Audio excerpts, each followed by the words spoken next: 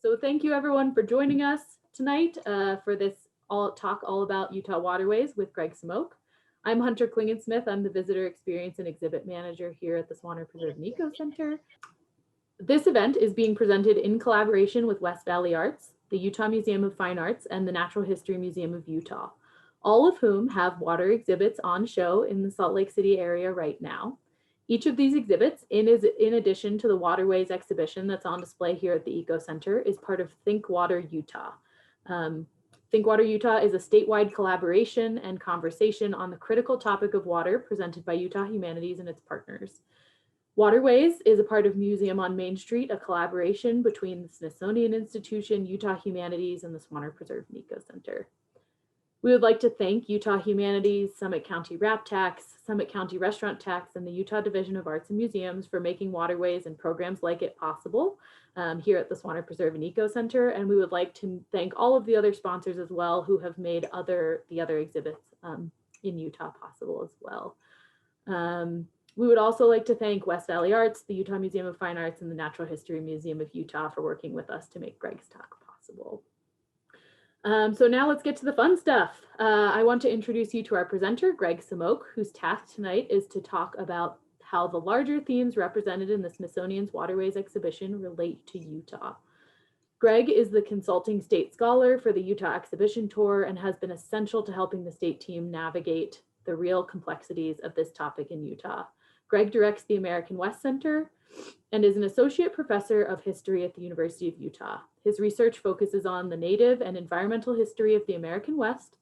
As a publicly engaged historian, he has worked on projects for the National Park Service and the United States Forest Service, as well as numerous native peoples. Thank you, Greg, and thank you everyone for coming this evening. I'm going to pass it off to Greg in just a minute. We're also joined by Michael Christensen with the West Valley Arts. Michael, if you need to hop in with anything, you're welcome to do so. And then if anyone has questions, you're welcome to put them in the Q&A or the chat, and then we will facilitate those and ask them of Greg when he's done with his presentation. So feel free to pop them in the chat anytime. If you have technical questions, you can chat Katie or I, and we can help you out with those as well. And Greg, I'll pass it off to you. All right. Well, it's great to virtually be here. This is the new normal for all of us. So I'm glad to see so many folks showing up for this on a Thursday evening. I'm going to share my screen. So hopefully this will work out as it should. And that way you won't have to look at me or my basement, which is not exactly the most picturesque spot. But I'll go ahead and share that. And hopefully everyone can see that at this point. Cool. All right, well, I want to add my thanks to Hunters for, all the people who have been involved with this, the people at Utah Humanities who work on this so hard, people, Megan Van Frank, Megan Weiss, why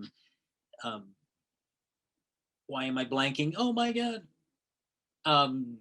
Lisa Barr, Mickey Farron, and Nate Housley all worked on these projects, these two exhibits that are touring the state right now.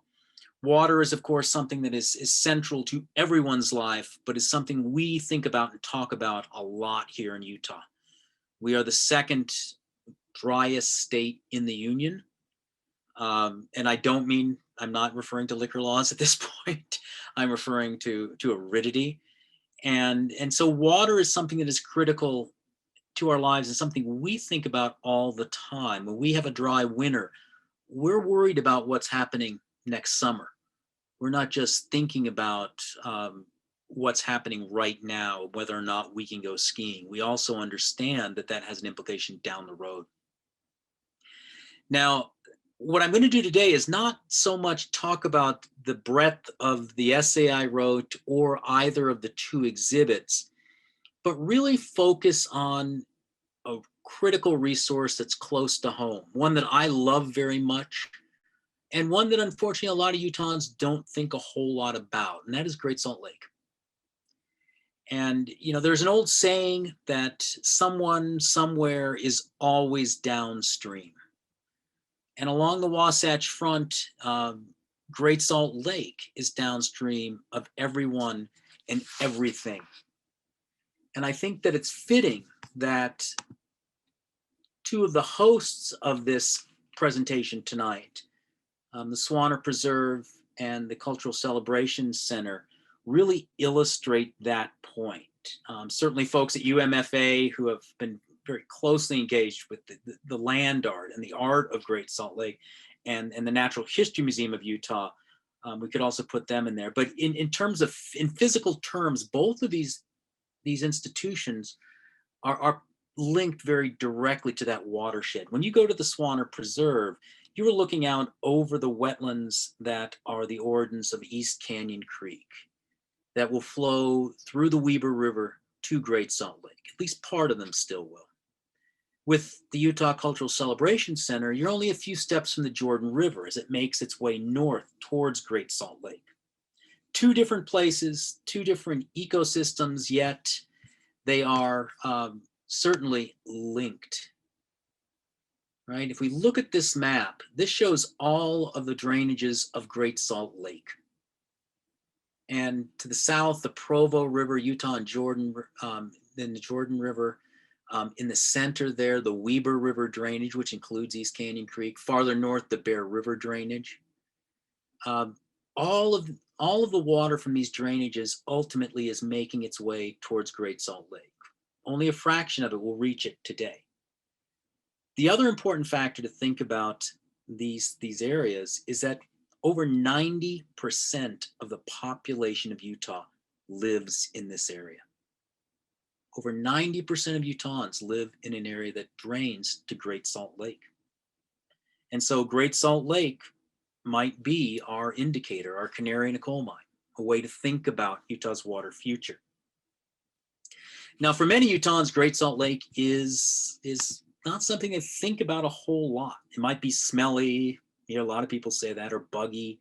They may not give it much thought. They may go by on Interstate 15 back and forth and not really pay much attention to the lake itself. So what I want to do tonight is talk about Great Salt Lake and why it has been and remains culturally, historically, and economically important to Utah, and how this unique and strangely beautiful place and critically endangered resource might give us a glimpse into Utah's potential water future. Now, to do this, let's start with some of the physical setting. Before there was a Great Salt Lake, there was Lake Bonneville. It existed from about 32,000 to 14,000 years ago. And at its greatest expanse, covered about 20,000 square miles of western Utah, extending into Nevada and southern Idaho. It reached depths of over 1,000 feet. And although it was a terminal lake, and what I mean by that is it's a closed basin, so waters flow into it with no outflow to the sea. Its waters were fairly fresh due to the massive inflow of fresh water from precipitations, rivers and streams, and melting glaciers. Now, about 16,800 years ago, the lake reached the level of Red Rock Pass in southern Idaho and began spilling into the Snake River drainage. And you see that just at the north part here. You see this map shows the path of that great flood. This process created a rapid downcutting and eventually a massive year-long flood that scoured 375 feet of earth from the pass and dropped the lake level just as much. And afterwards, the lake stabilized at the Provo shoreline level. Now, over time, the climate became drier and warmer, and the lake continued to recede until it became a series of relic lakes: Great Salt Lake, Utah Lake, and Sevier Lake. Great Salt Lake is the largest, and it sits at the lowest point of the Great Basin. And while the lake is very shallow, and I'll explain that in a minute, the depression that it sits in is actually very deep.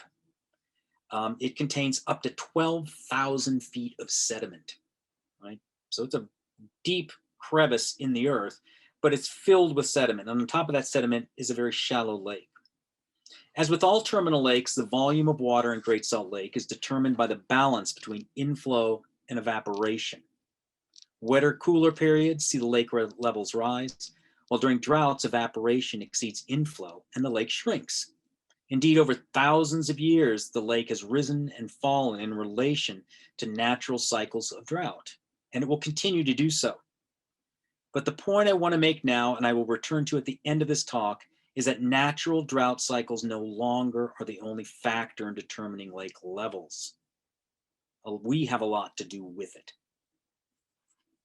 Now, so how much can the lake level change? Well, since records have been kept, the historic low was recorded in 1963 with the lake surface at 4,191 feet above sea level. The historic high came in 1986 and 1987 at just shy of 4,212 feet. So there's about a 20-foot difference there. Why does this matter? Well, I mean, this is a pretty shocking photo. This is a NASA photo from 2017, which shows a really shrinking Great Salt Lake from just 4 years ago.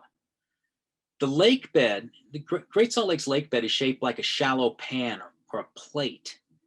The maximum depth of the lake varies from about 45 feet at the historic high water levels to about 24 feet at the other extreme, and at average about 33 feet. And that's at a surface elevation of 4,200 feet above sea level. That's average. We'll talk about that maybe a little bit later. Generally, the average depth of the lake throughout is only 15 or 16 feet. This means that only modest fluctuations in the water volume translate into substantial changes in surface levels and consequently the shoreline. Low water exposes hundreds of square miles of mudflats that rapidly can become dusty playas. Conversely, high water can swallow developments on the Lake South Shore, as we saw in the mid-1980s. The fluctuating lake levels also make the number of islands variable.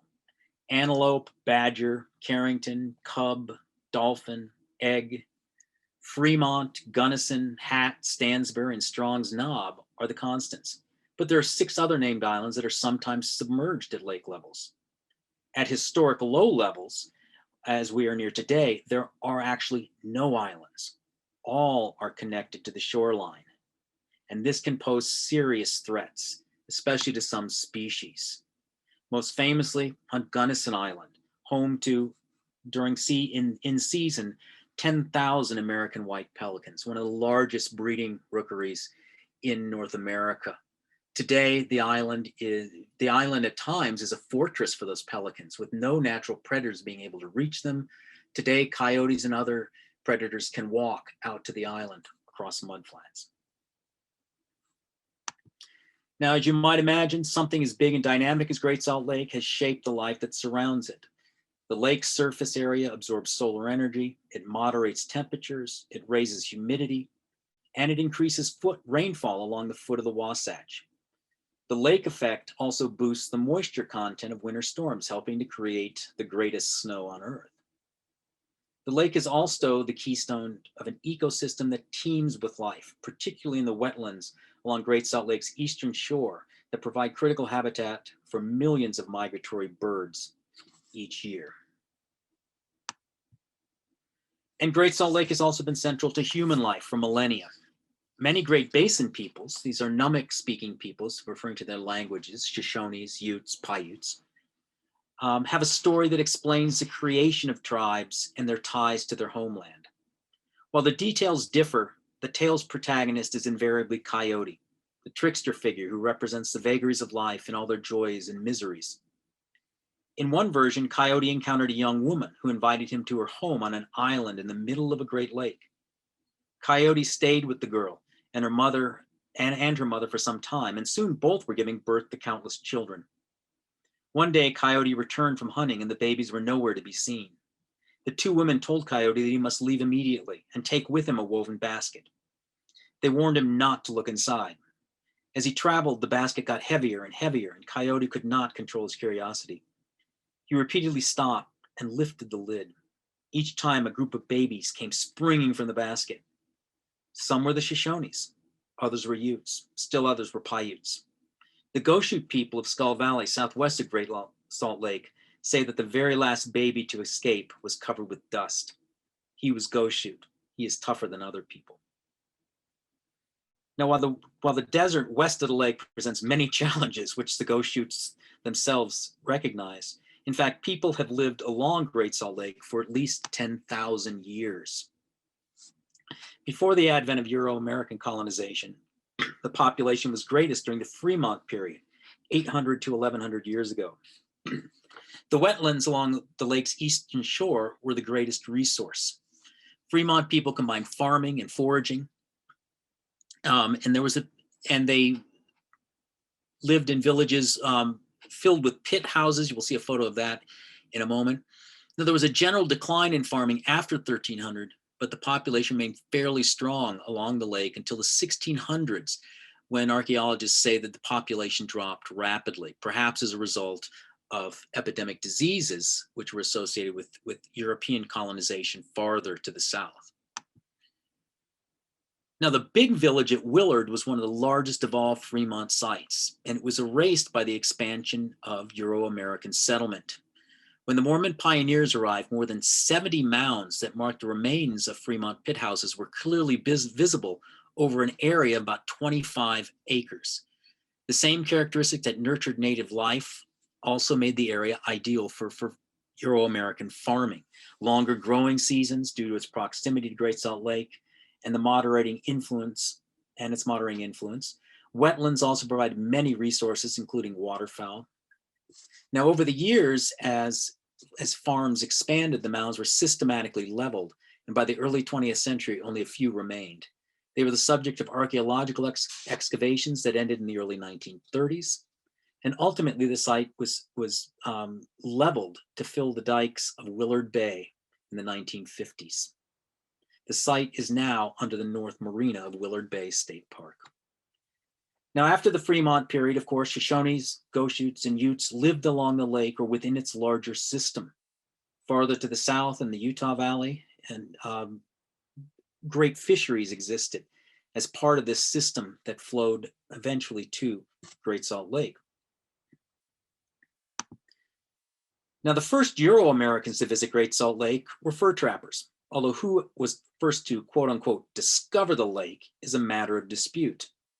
Of course, none of them actually could discover something that people had already lived on and used for thousands of years. In the fall of 1824, Jim Bridger was reputedly the first Euro-American to see Great Salt Lake.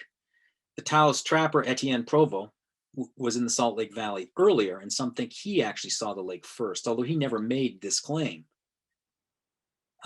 As part of his famous 1843 second expedition, John C. Fremont went to Great Salt Lake. His party came down the Bear River and had a very difficult time seeing the lake. They didn't get a full view of it until they gained a high point south of modern-day Ogden. They viewed the lake's islands, but could not make out if they were forested or had fresh water. They hoped that they had both. Of course, their hopes didn't turn out. On September 8, 1843, they set out to explore the lake using an 18-foot rubber boat they'd hauled all the way out west. Fremont, Charles Preuss, Kit Carson, and two others set out down the Weber River. Their boat immediately leaked so badly that they required one man to be constantly at the barrels just to keep it inflated. The next day they made for an island as a storm came in and barely made it as the boat was leaking air. They climbed to the summit, and Carson carved a cross in the summit rock of this island. Carson mentioned this. Fremont doesn't even mention it. He lost his telescope cap out there. Made some deal of that, but that was never found. You can see in this photo Carson's cross there that was carved in the top of the rock at the top of the island. Now, because there was no fresh water, there was no forest, there seemed to be no resources for them there. Fremont named the island Disappointment Island. And after this harrowing trip, they barely made it to shore again in another storm. He named it Disappointment Island. Later, it would be named Fremont Island. Now, on a happy note, the Nature Conservancy recently purchased Fremont Island. It had long been privately owned, and the Nature Conservancy donated it to the state of Utah with a conservation easement in late 2020. And so for the first time in many, many decades, it's essentially open to public use. And at this point, right now, you could actually hike to the island. Now, by 1845, the fur trade was declining, and Miles Goodyear, a fur trapper, built Fort Bonaventura, near what is today Ogden.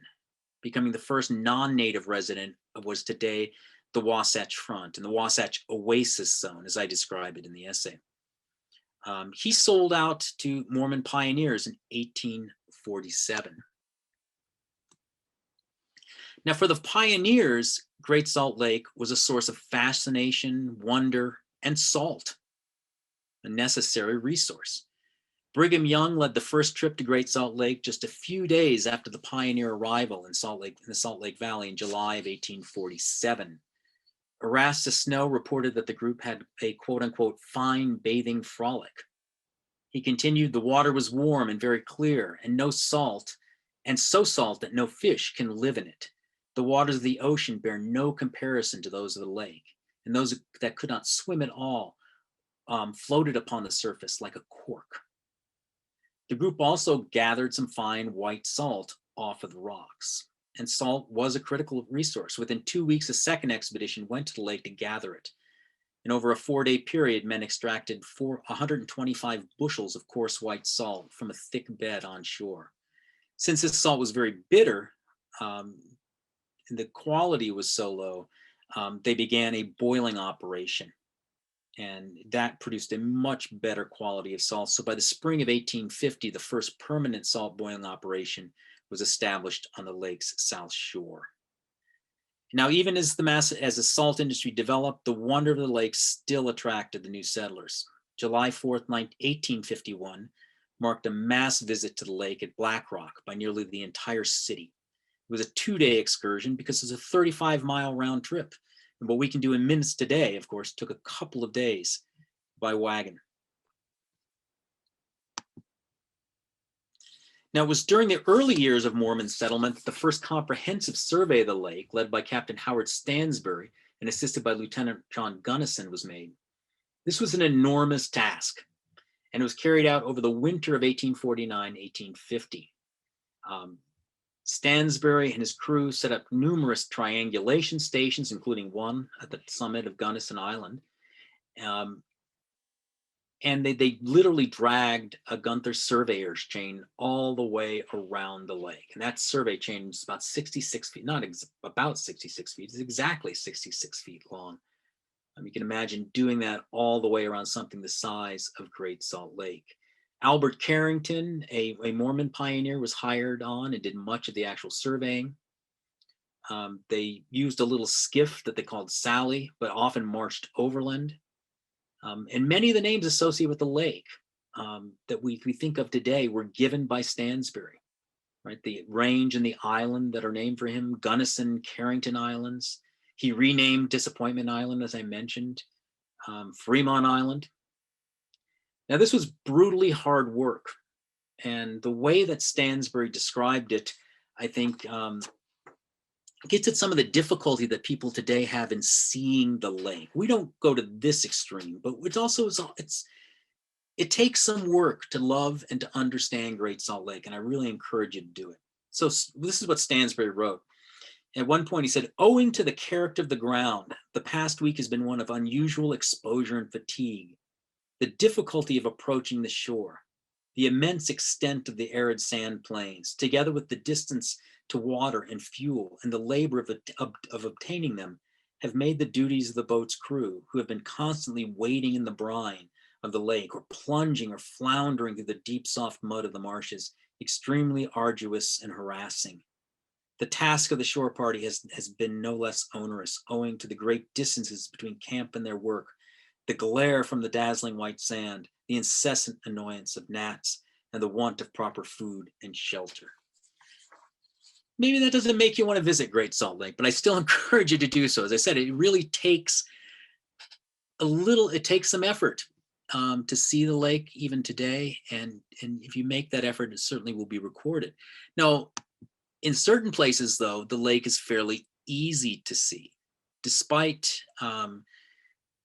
Stansbury's take on it. It was a bizarre wonder that drew people to its shores. The first of the lake resorts to be founded was developed by John W. Young, one of Brigham Young's sons, in 1870. And this was lakeside near Farmington. It was on Farmington Bay.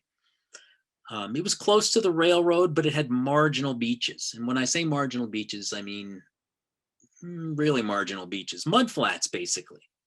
Within a year, Jeter Clinton built Lake House at Lake Point on the south shore of the lake.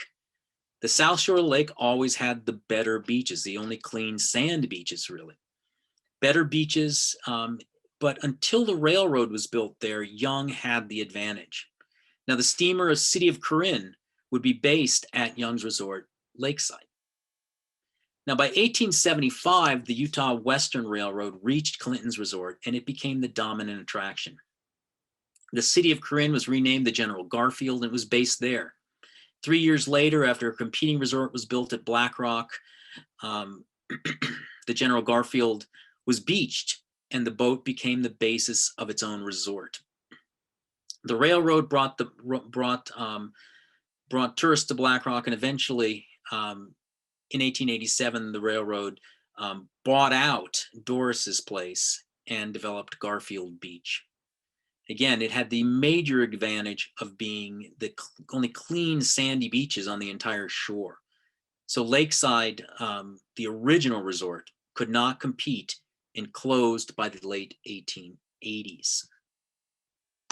Now, of course, the grandest and the most famous of all of the resorts was Saltaire. It was built in 1893, sitting atop 2,500 pilings, 4,000 feet out into the lake with a train running to the pavilion. It was built in this exotic Moorish style with a crescent-shaped platform. It was designed by Richard Kletting, the German-born architect who also designed the Utah State Capitol and many other famous buildings in Utah. Now, the big draws to Saltaire, of course, were swimming and dancing. No beach was necessary, as bathers simply stepped from a platform into the water.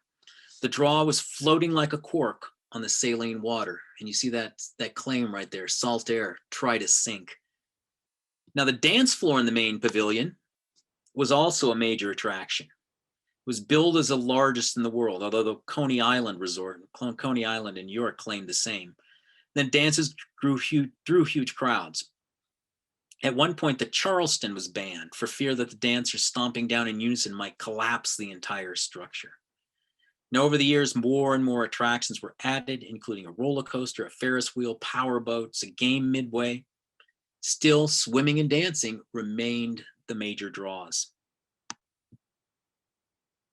Now, fluctuating water levels and fire plagued the resorts.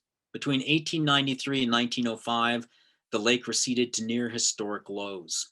In 1904, the entire Garfield Beach Resort, including the old steamer, the General Garfield, burned to the ground, leaving Saltaire with no competitors. Lake levels rose, but Saltaire itself was destroyed by fire in 1925. And although a new pavilion was quickly built, and you can see that here, nowhere near as grand as the original Kletting design, water continued to recede until it itself was high and dry by 1934. There were other damaging fires in 1931 and 33. And ultimately, the Great Depression and World War II hurt business. The resort finally closed in 1958. There were intermittent attempts to reopen it until an arson fire burned the entire thing down in 1970. Now, the Saltaire we know today, there it is, all right, was built in 1981 at the current site on shore, essentially, to the west of the original. But it was only in operation for a couple of years before the water levels of the lake rose, and it was swallowed up in 1984.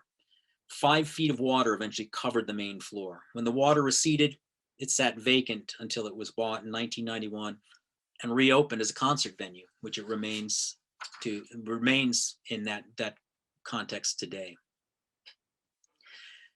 Now, Salt Lake's unique beauty has also inspired generations of artists, people like Alfred Lambourne. And certainly if you're interested in Lambourne, do visit the Utah Museum of Fine Art. They have a great collection of Lambourne's paintings. Lambourne came to Utah as a teen, and he was inspired by sailing trips on the lake, and he began painting dramatic landscapes of the lake.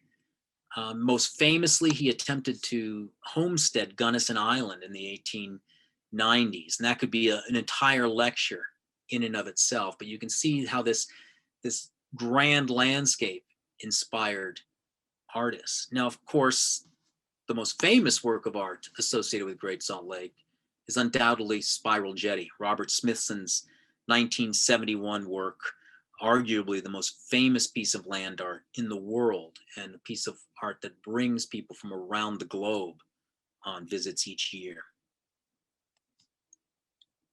So we've talked about recreation and art. Industry is also important for Great Salt Lake. Great Salt Lake provides resources to local, national, and global markets. For example, the lake is home to one of the world's most important brine shrimp fisheries. I'm not going to go into brine shrimping a great deal. If you have questions about it afterwards, I'll do my best to answer those. But it's certainly the most unique of the industries on the lake. In terms of sustained monetary value, monetized value, the mineral extraction industry remains the major industry on the lake. And this has been so since the late 19th century. All of the various companies that are in operation today use solar evaporation to isolate and extract chemicals from the brine. US Magnesium, Great Salt Lake Minerals, and Morton are some of the best known. And various minerals are precipitated out of the brine as it is moved from pond to pond. Salt is the most basic and the original mineral. It's not used as table salt today, but used in water softeners and other things. Sulfate of potash is used in fertilizers. Magnesium metal brings lightweight strength to numerous metal alloys. Magnesium chloride is used in many places as a liquid ice or snow melter. Ferrous and ferric chloride is used in water treatment, and chlorine is used mostly in water treatment facilities. All of these chemicals are extracted from the brine of Great Salt Lake. Now, the stunning image that makes up the cover of the Waterways essay and is used in the Think Water Utah website as a lead-in is one I need to talk about for on a couple of levels. Mostly I'm going to talk about the railroad and ecology, but to understand how much the mineral industry has changed the lake in terms of engineering, there's something in this photo which is quite unique. And that is that dark strip to the right in the red portion of the lake. You might wonder what that is. Well, that is the Barron's Trench. It's named for Peter Barron's, who was CEO or president of Great Salt Lake Minerals. And it was developed during his time as president. It is essentially an underwater trench or canal. What flows there is supersaturated brine. Great Salt Lake Minerals has evaporation ponds on the west side of the lake. And what they do is simply let that brine, after it's concentrated, flow under the less concentrated, the less dense water above it. In that trench, 21 miles across the lake. It takes about a week for brine to go from the west side to the east side of the lake where it is further processed. Now, the water above it is also incredibly dense and hypersaline, but the water that's down there at the very bottom is so dense it flows underneath that water. Kind of an amazing engineering concept or possibility. Now, of course, this stunning image also illustrates the ecological legacy of the railroad. It's taken from a drone by videographer Justin McFarlane, and it shows a Union Pacific line as it heads west across the earth and fill causeway between Promontory and Lakeside across the open stretch of Great Salt Lake. The stretch is part of the loosened cutoff, which supplanted and then entirely replaced the original line of the Transcontinental Railroad in the early 20th century. Now, to the left of the image is the lake's south arm and its blue-green waters. To the right, the shockingly reddish-pink waters of the north arm. This is a result of the lake's chemistry and ecology, as well as the engineering designs or decisions made by the railroad. Now, for a railroad engineer, let me back up, and I shouldn't advance it that quickly. For a railroad engineer, the perfect line is straight and flat. Steep grades, sharp curves are no-nos. They bring construction headaches. They make operating the line more difficult. And what could be better than this straight, flat line? Now, in 1869, railroad engineers building the first transcontinental line rejected the idea of bridging Great Salt Lake, given the engineering capacities of the day. Instead, they raced to promontory. Right? We've seen this picture a lot, especially in the last couple of years. Now, by 1900, however, the stretch between Lewiston and Ogden, you see Lewiston on the left side of the map there, and Ogden on the far right, right? That had become a bottleneck for the transcontinental. Steep grades, sharp curves, and so construction of the Lewiston cutoff began in 1902. It was completed in 1904, and the route included 28 miles of earth and fill embankments, and most famously, a 12-mile trestle that bridged the deepest portion of the lake. At the time, it was the longest bridge across open water in the world. Now, by the 1950s, this trestle is undergoing deterioration. And so the railroad built a earth and fill causeway 1,500 feet to the north of it, right? And this project was completed in 1959. It effectively bisected the lake. It created two separate lakes, two separate ecosystems. What scientists and managers today call the North Arm and the South Arm. Water passed between the two only through two small culverts. That was at least until 1984, when high lake levels threatened to overtop the railroad and a 300-foot breach was cut to the west end. Still, the lake remains bisected. The lake remains two lakes. To the north, that North Arm with the reddish pink color. To the South Arm, where most of the fresh water flows into the lake. And on the left of this slide, you can see a schematic that shows the relative amounts of water that actually flow into Great Salt Lake in any given year, the vast majority coming from the Bear River. And even though the Bear River enters to the north, it is all the water flows into what is known as the South Arm. Right? And I'm going to leave it there. I could go into why the North Arm is so pink or pinkish red. It's not a chemical reaction. It is it's a result of the halophiles, the collection of salt-loving microbes that live there.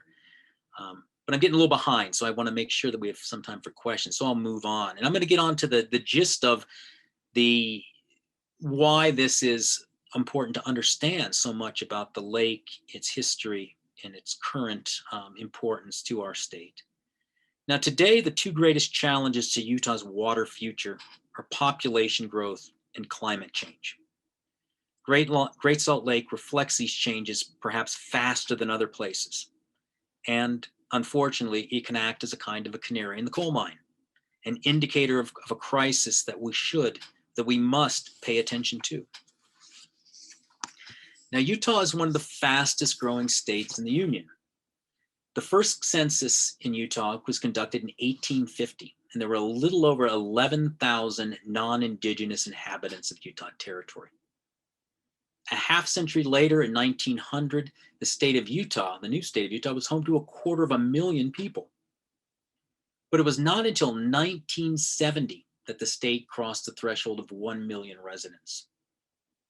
In the last 50 years, however, our population has tripled. Today, over 3 million call the state home, the vast majority living in or close proximity to the Wasatch Range and to the Great Salt Lake. I showed you that map earlier. The first map I showed you illustrated that point. Now, the demand for water continues to grow along with the population. And here you see a much smaller time frame, but this shows the difference between 2010 and 2018, with Utah being the fastest growing state in the nation.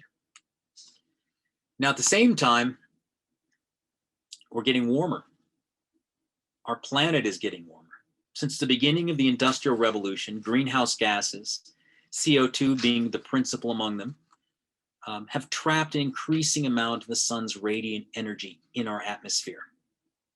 We can look to melting polar ice caps and rising sea levels as evidence of this on the global scale. I mean, many of you might have seen in the news last week, a massive ice sheet broke off, an iceberg off of Antarctica cleaved off in the last week.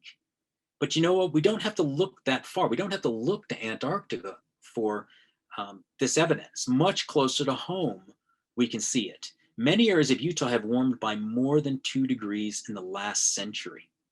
The change being most pronounced in southeastern Utah. So when you look at a map of North America and look at where temperatures have changed the most over the last century, one of those real hot spots you see right there is western Colorado and eastern Utah. Right? And throughout Utah, everywhere has changed. No place has gotten cooler. So this has some major implications for our water systems, which are based largely upon the idea of capturing snowmelt.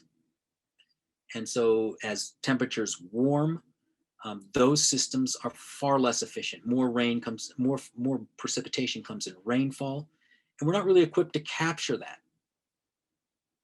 And we could talk about that in the question and answer too, if people are interested in that. Now, of course, all of this is made a problem by the fact that we are water hogs in this state.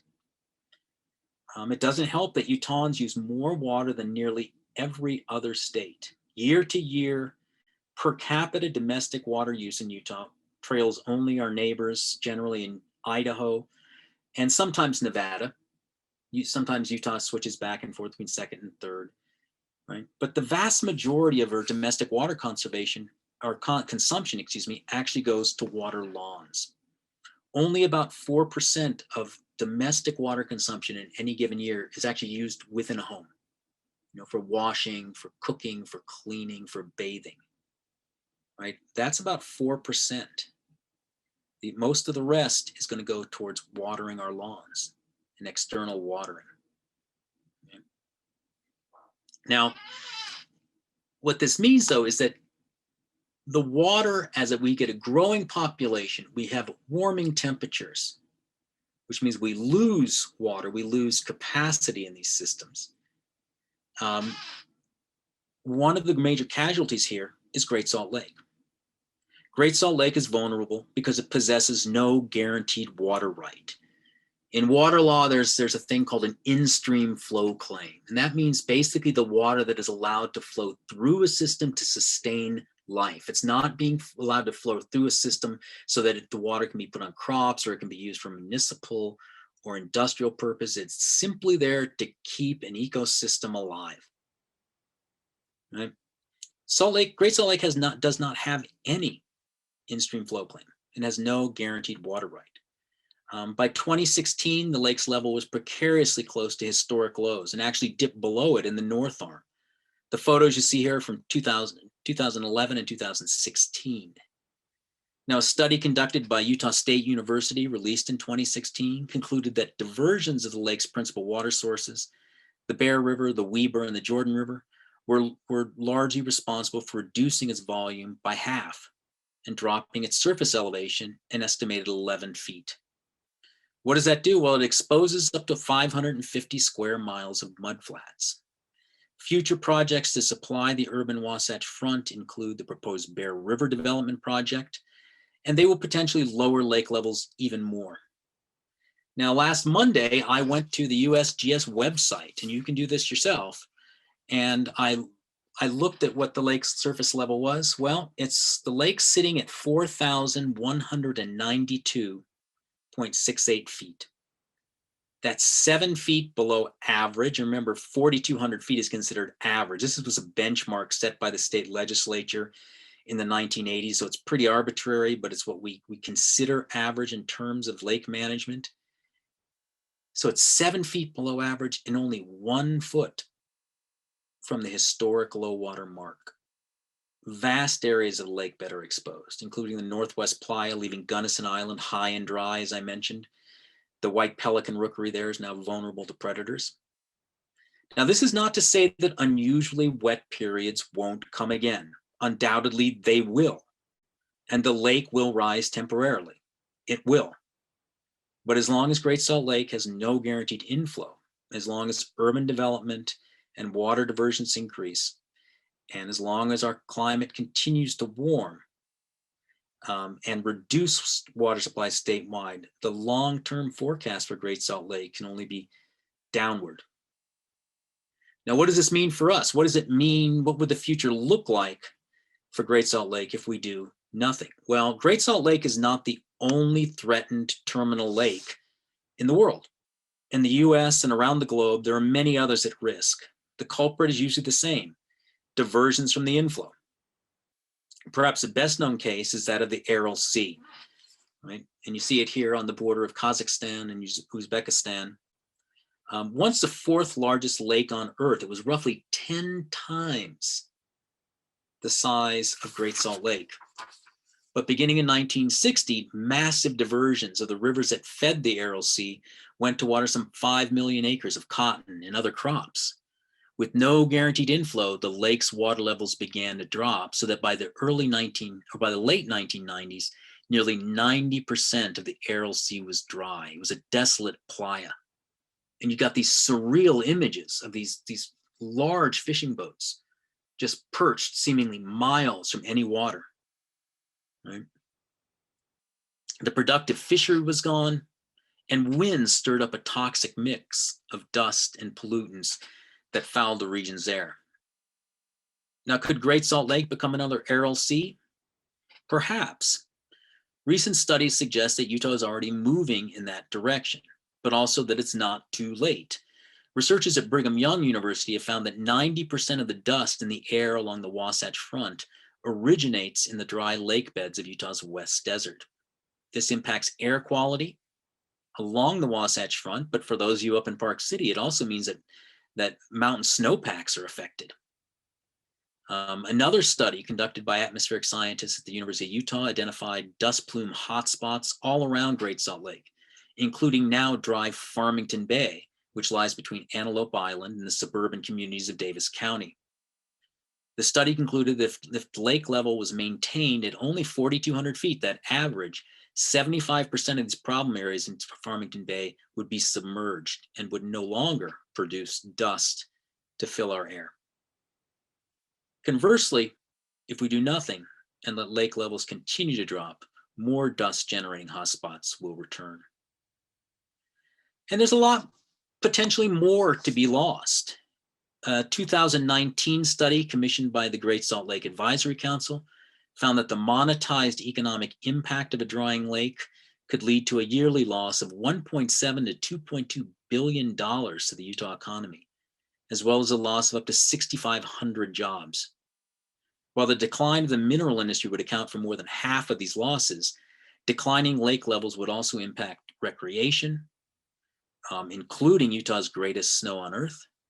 Without the lake, the Wasatch snowpack might see an annual decline between 5 and 8%. What would rise, of course, would be more dust and more healthcare costs as air quality declined. Many other costs, including impacts to birds and other wildlife, the loss of historical, cultural, and aesthetic values might be harder to monetize, but they're just as relevant. And so Great Salt Lake may be our canary in a coal mine. You know, to return to that old adage that about someone always being downstream, you know, it's really about an understanding and an awareness and a call to stewardship, right? Caring about who is downstream. And this important resource that is downstream of all of us, that means so much to us, that its loss would change our lives. Now, Great Salt Lake, again, I would argue, deserves our attention and care. And in return, it might guide us in regard to Utah's uncertain water future. So hopefully we will pay some attention to it. And I'll leave it at that and open it up for questions. Hopefully we have enough time left. Are we on about 10 minutes, I guess? Sorry, I'm muted. Yeah, we can take a couple There we of questions, of course. There's one in the chat that we have already. Thank you, Greg. That was awesome. One of the questions that we got was, how was the Barren Trench dug? Do you know? You know, I don't know the specific way, but, you know, dredging, I would assume that it used standard industrial dredges that are used all over the world all the time, you know, to clear harbors and to clear channels in harbors. These are standard dredges. These are basically big barges which have shovels, the equivalent of drag lines, like the giant cranes that are used in coal mining. And, you know, dredges are used to clear harbors all over. So that's pretty standard industrial machinery, believe it or not. So wild. That's not something that you think about a lot, No. especially not living close to the ocean, although obviously we have the Great Salt Lake right there. We have a lot of coal mines, though, that use those technology that's that big. Yeah, that's amazing. Awesome. We have a question from Bonnie that says, were the pumps installed in the 80s a good idea at the time, or were they more wasteful? That is a good question, and I go on a political limb here. They certainly were installed at a, you know, I'll preface this by saying, in the past 10 years, so I've been doing an oral history project on Great Salt Lake, and one of the best interviews I did was with Genevieve Atwood, who was the state geologist during the high water period, and she described all of the crazy ideas that were floated about lowering the lake level. So if people don't know what these pumps are, they're sometimes called the Bangalore Pumps, and they are out by lakeside. So they are on the west side of the lake, and they are intended to pump water out of Great Salt Lake into the Newfoundland Basin, which is this big salt flat. There's a range of mountains called the Newfoundland Range out there. To the west side of the Bonneville Salt Flats, to the east side of it, closer to us, is the Newfoundland Basin. The idea was to pump water out there, get it out of the lake so it wouldn't flood salt air, wouldn't flood the Union Pacific Railroad or Interstate 80. And they cost about, as I recall, about $65 million. They were used for a very short time before, of course, we went into a dry cycle and the lake fell. Like, we were in a very, very, very unique, abnormally wet period in the early 1980s, early to mid 1980s. And people have probably seen the films of water flowing down State Street in Salt Lake City, all the sandbags, people kayaking State Street, right? So the floods, because of this massive snowpack and the melting and the rise of the lake. Now, since then, of course, the lake has trended down. The pumps have never been used. They've basically been mothballed. You can still go out and see them.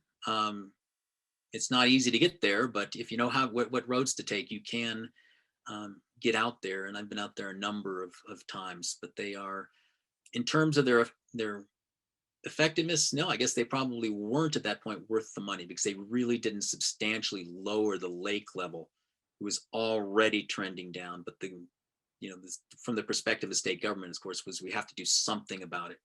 And it certainly beat some of the ideas like an atomic bomb, which was actually proposed by, I will not say who, but not a state official, but it's in Genevieve Atwood's interview, we could evaporate some of the lake that way. So there were a lot of ideas out there. That's wild. No, it was not considered. Bomb. It was not considered seriously at all. And the governor at the time told Genevieve to shut down any kind of talk like that. It was not an official state. I'll put it out there very, very quickly. Oh my gosh, the results of that would have been horrifying. Yeah. All right, we have another one. So this person says, Greg, those of us concerned about low water levels of the Great Salt Lake and human causes of that need to know what to do more than take shorter showers. As you mentioned, household use of water isn't really the cause of the low levels. What can the concerned citizen do to shift the thinking about and the culture of the way we relate to water in Utah? That's a great question. Well, I think you've got to become politically active in a lot of ways. The Bear River project, and here I'm going to get into sort of a political, I don't want to make this a political rant, but one of the project that threatens Great Salt Lake perhaps more than any other is this proposed project for the Bear River, which would divert up to, I think it's last numbers I saw, over 400,000 acre feet of water per year, right? And so where would this water go? It would go to growing municipalities along the Wasatch Front. And so, yes, individuals should act in their own homes and reduce the amount of water they use, but they should also put pressure on their elected officials to actually take conservation seriously, right? There's a lot of ways in which, we talk about slow the flow, and there's a lot of projects and programs out there, but when it comes right down to it, instead of prioritizing conservation, often our leaders tend to look for technological fixes. They tend to look for major projects that are going to bring more water to an area rather than fixes that might bring greater conservation there. So I think one thing we have to become more unified in demanding that kind of approach rather than saying, let's just build a bigger system. The Lake Powell pipeline, of course, is another very controversial project in southern Utah, which is in very similar ways. It's based on this idea that if there's a problem, we throw a major technological project at it, and we bring more water in to meet the needs of growth, but we don't really deal with the issues of growth itself. If that answers the question, but I think it needs to be a cultural shift. From the 19th century onward, we've really revered this cult of the engineer and this idea that science and technology can make things better. And I believe in science and technology. I'm not an anti-science person by any means, but we also have to recognize the natural limitations of the place we live and find solutions that are not just about increasing capacity. Another side of increasing capacity, of course, is the more you increase capacity, you simply increase population even more. Southern California certainly saw this. If you build it, they will come. They will continue to come. You build more of it, more people will come. And anyway, I'll leave it at that before I really start to rant. I think that's a great answer. Okay, so we've got just a little bit of time, so I'll ask one more. I don't think anyone has submitted any other ones, so I have. Sorry, Hunter, we do have several questions on the Q&A. Oh, yeah. Thank you. Oh, there we go. Didn't look at that. I was like, I can't believe we don't have any. Okay. So you talked, this one's from Nicholas Beckman. He says, you talked about early Mormon pioneer use / extraction of the salt from the lake. What do we know about Native American interactions with salt from the lake?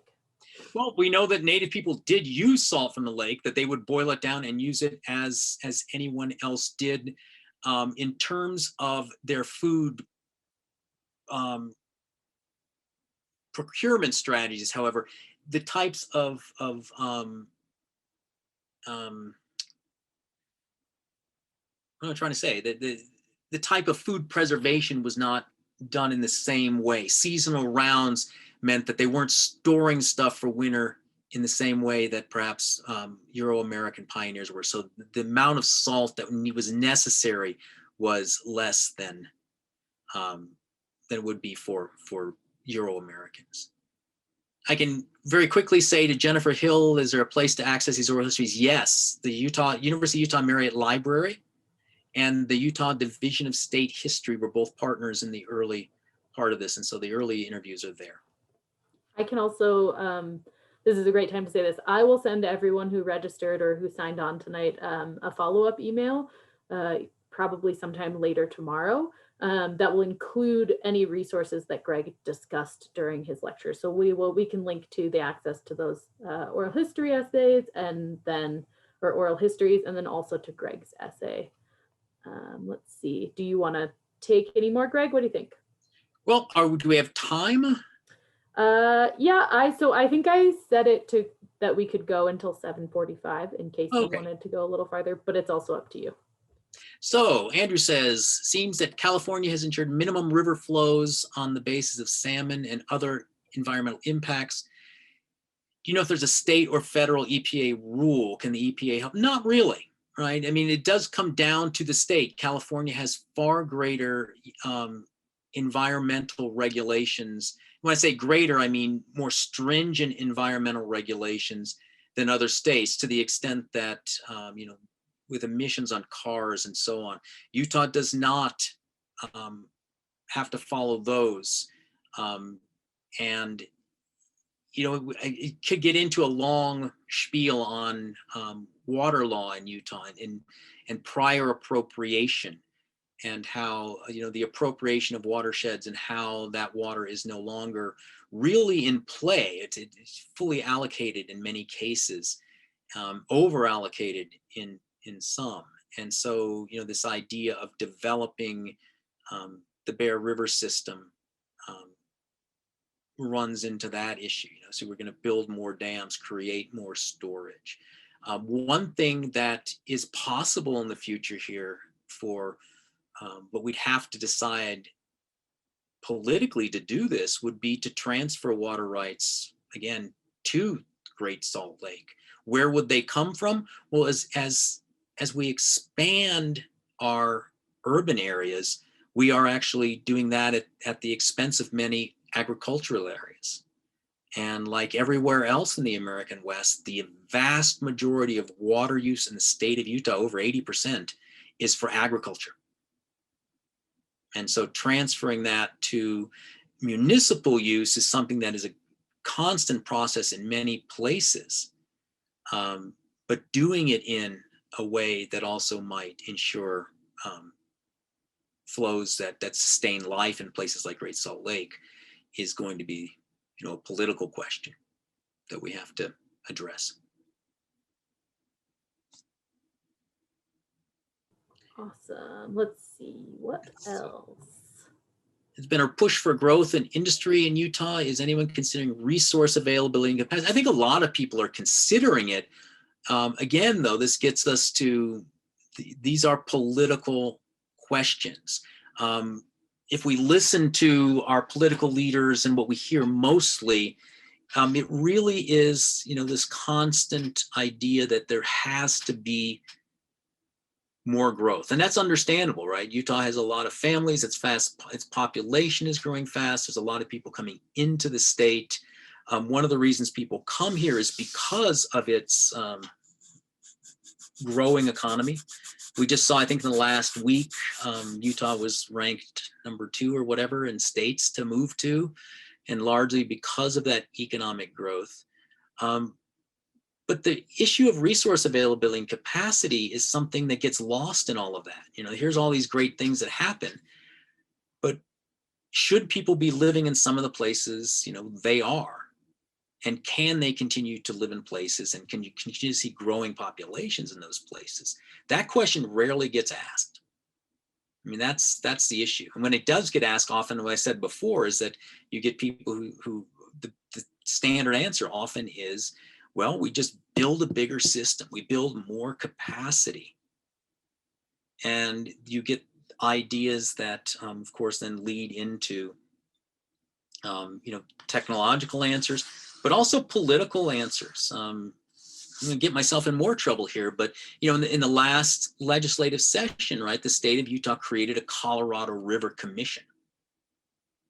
Or not Colorado, it's a Colorado River, it's an office essentially to pursue rights for the state of Utah to the Colorado River Compact, something I write about in that essay. And it's going to be able to have its meetings really outside of the public gaze. People won't be able to keep track of what it's doing.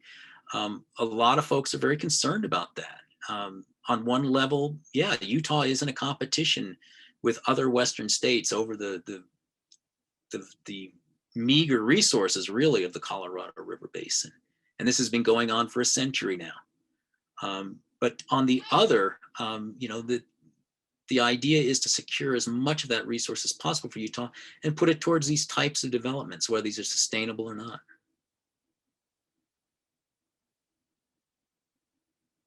All right, thanks, Greg. Let's see. Nate asked about the rain barrels. I do not know. I cannot answer that question. If the rain catchment systems were not allowed in the past, at least in Salt Lake City, since rain barrels and rain catchment systems were so ubiquitous globally, that would surprise me, but I should know that, and I do not know it. I actually, that is true. I think that it was in, like, I want to say, so it was a probably sometime around the time that I was at the University of Utah. So it was probably 2 or 3 years before that. So maybe like 2008-ish, between 2006 and 2008, I believe, was when those rules changed. And I think it used to be that you couldn't collect any rainwater. And now there is still a regulation on how much rainwater you can collect at your house. There's like a set amount for above ground storage and a set amount for below ground storage. And I remember talking about it in one of my classes, and it was a while ago, so I definitely don't have the exact details, but I know that it had something to do with water rights and the state saying that rainwater should be going into the rivers and not be used at the house, at people's houses, but it has since changed. Yeah. Okay. And then let's see, Megan asked, read the questions in the Q&A. Read the questions. Sorry about that. Steve asked, being pretty, wasn't good there. I can read Steve's if you want. Many years ago, Bountiful set up a gray water system. Why not something like that for new growth? That is a very good question. And that's one we should actually think about. If folks don't know what a gray water system, and it's basically a secondary water system, if you live in Salt Lake City, the water that comes out of your tap in your kitchen is the same water that comes out and sprays all over your lawn, right? So this is culinary water, essentially. It goes through that system. Gray water is essentially the reuse of water, and we see it in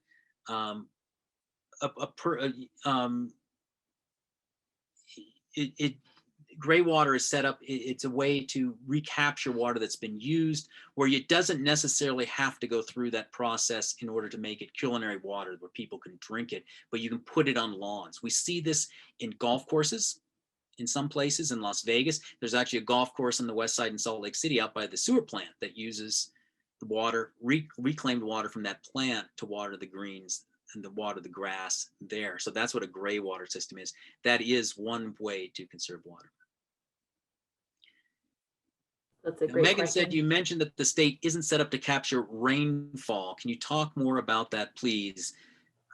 Yay, snowpack and orographic effect. Well, okay, so what Megan's getting at there is the fact that Utah is set up largely, and much of the American West is set up largely to capture runoff from snowfall, right? And so what happens is snowpack falls in the mountains, it melts off in the spring, runs into streams, goes into reservoirs, and then we direct that. Now, as the temperatures warm, as the globe warms, we don't get the kind of snowpack. We might get rainfall over the years, increasing rather than snowpack. That goes into the ground. It doesn't run off in the same way. And so our systems do not fill up like they used to. This is a particular problem this year. I mean, in the last couple of weeks, you've heard water engineers on the news talking about the fact that because of such a dry year, once we get this big snowfall, we have this big chunk of moisture come in, that the ground was so dry, it's going to melt off fast, it's going to soak into the ground, it's not going to run off into those reservoirs, right? So the system that we use is essentially set up to capture melting snowpack, not rain throughout a much broader swath of the year. And so this can cause some real issues in terms of actually getting water to people. And this is one of the impacts of global warming. Thanks for asking that, Megan. That was on my list of questions too. That's definitely something that we talk about a lot at Swanner, just coming to the water that comes into the wetlands and is able to be, held for a longer time in the wetlands. It makes a big difference, whether that's snowpack with a time release as it slowly comes through the spring, or just a quick rainstorm that runs off really quickly. Definitely makes a big difference. Awesome. We have one more question from David, and then maybe we'll close it David out. wants me to share my favorite brine shrimp recipe. Yeah, sea monkeys a la mode. The halophiles in the north arm of the Great Salt Lake. Halophiles are, I guess the one way to think about this is that the Great Salt Lake's salinity varies from about 12 to 14% in the south arm to 28% in the north arm. That's because it's been cut off largely, and I kind of skipped over this in the talk, but most of the water, again, nearly all of the water flowing into Great Salt Lake flows into what is called the south arm. Even because the Bear River flows into the south arm, even though it's coming from the north, it's complicated.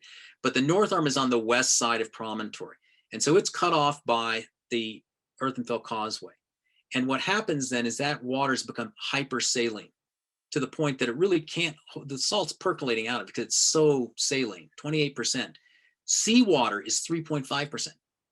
So brine shrimp don't do very well up there. But what does well are these Archaea, what they used to be called Archaea Bacteria. And if Bonnie Baxter is on here, she would be wringing my neck for misstating all of this. But Bonnie Baxter at Westminster College would be the expert to talk to on this. She uses the lake. She's the founder of the Great Salt Lake Institute of Westminster, and she studies those halophiles. They have carotenoid compounds in them. These are single-celled organisms. They are like bacteria. They do not have